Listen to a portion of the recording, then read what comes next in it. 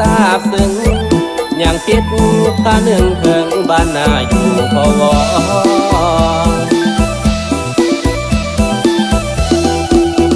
เดือนหกเริ่มต้นเฮ็ดนามีปูมีปลามีผักมีหน่อไม้แกงใส่ผักขะแยงกินแล้วมีแห้งโอ้ยผักกระดออยากกลับเมื่อเห็นหน้าแม่พ่อที่บ้านยังรอคอยท่าลูกตายอยู่สายจะเหมือนบ้านนาอยากฝนตั้งฟ้าหอมกินข้าวใหม่ตอนเมื่อมีบุญมีงานลูกหลานเฮาคอยหับใจช่วยเหลือกันอย่างมีน้ำใจเหือนเนื้อเหือนใจแบ่งปันกันกิน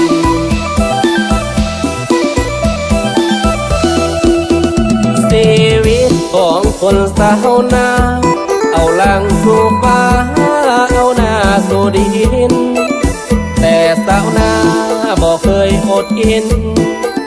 แม้นชีวิตจะติดต้มงมดินก็ยังบ่สิ้นยังหากินแบบสาวนา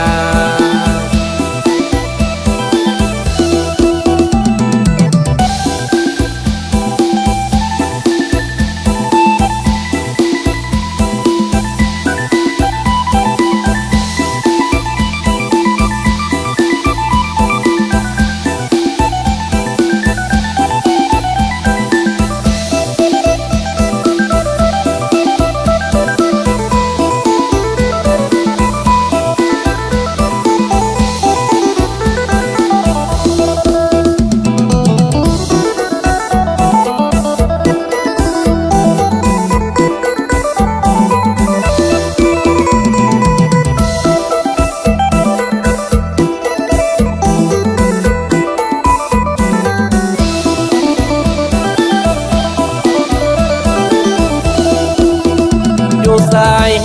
จะเหมือนบ้านนาอย่าฝนตั้งฟ้าหอมกินข้าวใหม่ตอนเมื่อมีบุญมีงานลูกหลานเฮาคอยหับใจช่วยเหลือกันอย่างมีน้ำใจเหือนเนื้อเหือนใจแบ่งปันกันกิน